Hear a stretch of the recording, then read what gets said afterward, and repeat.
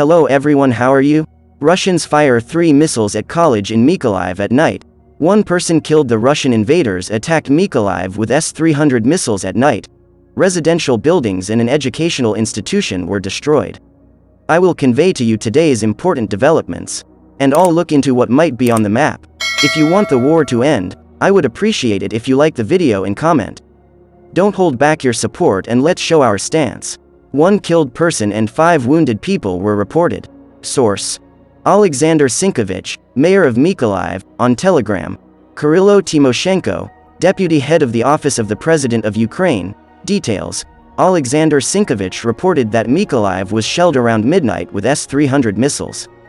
Kyrylo Timoshenko reported that 1 missile hit and damaged the building of the Mykola Arka's first Ukrainian gymnasium. No casualties were reported. The other 3 missiles hit the territory of the Mykolaiv Polytechnic Vocational College.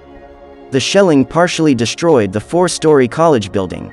Nearby private sector and apartment buildings were damaged. Fires broke out in the warehouse of the college and in a 5-story residential building nearby. Rescue workers pulled 2 people out from under the rubble. A killed woman and 5 injured people were reported. Medical assistance was provided to 12 people who were trapped in their apartments as a result of the explosion. The search and rescue operations are completed. The mayor of Mykolaiv added that a 2-story residential building was completely destroyed. The fire broke out in another house due to the hit of shells and their fragments. According to Alexander Sinkovich, windows and doors were blown out in several private houses, and roofs were damaged. In the medical institution, the blast wave and debris knocked out the oriented strand boards, used by the construction crews to repair the windows after the previous shelling. Iran plans to send 1,000 ballistic missiles to Russia, 200 drones to arrive in early November. Updated: Iran is preparing to send approximately 1,000 additional weapons, including surface-to-surface short-range ballistic missiles and more attack drones, to Russia to use in its war against Ukraine, officials from a Western country that closely monitors Iran's weapons program told CNN. CNN writes that this first instance of Iran sending advanced precision-guided missiles to Russia could give the Kremlin a substantial boost on the battlefield and thus is being monitored closely. So far, Iran had sent numerous Shahed-136 drones that it regularly uses to launch attacks on Ukraine's critical infrastructure. There have also been reports of Iran training Russians to operate the more advanced Arash-2 drones. Ukraine's defense intelligence confirmed this information and provided more details. Particularly, it says that the batch will be sent from Iran in early November and will include more than 200 Shahed-136, Mohajer-6, and Arash-2 combat drones. They will be delivered by the Caspian Sea to the port of Astrakhan in a disassembled state. In the future, they will be assembled, repainted, and marked with Russian markings, in particular, Geranium-2, the Defense Intelligence wrote. Since September 13, when the occupiers first used Iranian kamikaze drones against Ukraine, the Ukrainian Defense Forces have shot down more than 300 such UAVs, the Ukrainian Defense Intelligence said. Ukraine has reported that its air defense has shot down more than 300 Iranian Shahed-136 drones. President Zelensky has earlier stated that Russia ordered 2,400 such drones from Iran. Western officials believe the weapons will definitely be delivered before the end of the year, CNN reported. Iran has denied sending weapons to Russia. Turkish President Erdogan to speak with Putin, Zelensky regarding grain deal. Turkish President Recep Tayyip Erdogan will speak with his Russian and Ukrainian counterparts in the coming days with the aim of restoring the grain export deal, the Turkish foreign minister said Tuesday. Our president will speak with Russian President Vladimir Putin and Ukrainian President Volodymyr Zelensky in the coming days, Mevlut Cavusoglu told reporters. We believe we will overcome this. The grain deal benefits everyone. Turkey, one of the brokers of the July agreement alongside the United Nations, has stepped up diplomatic efforts to salvage the deal signed by warring nations Russia and Ukraine. Moscow has said it has suspended its participation for an indefinite time after accusing Kyiv of a massive attack on its Black Sea Fleet in Crimea on Saturday. The agreement set to be renewed on November 19 aimed at reducing the global food crisis stoked by Russia's invasion of Ukraine in late February and had already allowed more than 9.7 million tons of Ukrainian grain to be exported.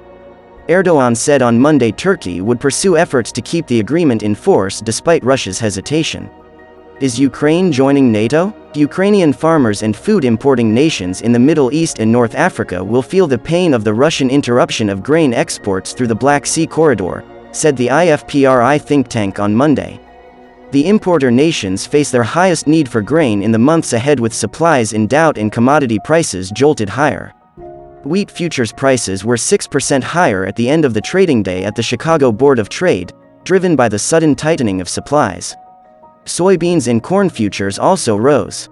Higher global market prices mean consumers around the world will pay more for imports, wrote IFPRI analysts Joe Glauber and David Laborde in a blog.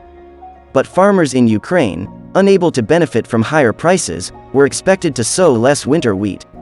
That would mean a continued strain on top world supplies because Ukraine ordinarily accounts for 10% of global wheat exports. The short-run effects will include higher global prices and a continued disruption in trade patterns for those countries that have depended on Ukraine for grain and oilseed imports, said the IFPRI senior research fellows. The suspension will also hurt Ukraine's producers, meaning that market disruptions will continue to have global impacts into 2023 and perhaps beyond.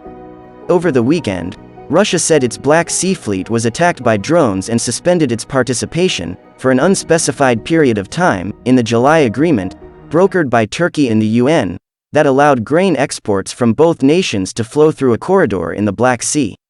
The agreement was to expire in mid-November, and Russia had indicated repeatedly it might not approve an extension.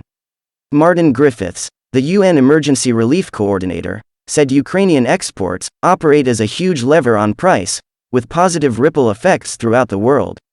The United Nations said, emergency measures have been taken to release some of the cargo from Ukrainian ports and to inspect some of the roughly 100 vessels that are queued up and ready to sail. Warfare in Ukraine was among half a dozen disruptions in U.S. and world agricultural markets, beginning with the Sino-US trade war in 2018, wrote agricultural economist Carl Zulauf of Ohio State University at the Farm Doc Daily blog. World consumption of corn, soybeans and wheat has continued to rise, a testament to the ability of the agricultural sector to increase production in non-affected areas and to adjust supply lines. Various areas of the world have, however, been harmed by one or more of the major disruptive events, said Zulauf. Cumulative effects on world consumption could become evident moving forward. In particular, world corn consumption should be monitored. Corn needs attention because consumption this year has running 5% below the long-term trendline. Some 9.3 million tons of Ukrainian grain, oilseeds and other foodstuffs has been exported under the July agreement, double the pace before the pact but still only half of the pre-war rate, said Glauber and Laborde. Countries in the Middle East and North Africa are particularly reliant on grain from Ukraine, and they tend to buy more during the winter to supplement their own harvests, which are largely consumed by the end of the year, said the IFPRI analysts. The renewed interruption in imports could increase food insecurity in these countries and potentially exacerbate political tension. Thank you for listening. I will keep you informed of the hottest developments. Don't forget to subscribe to the channel. See you in the next video.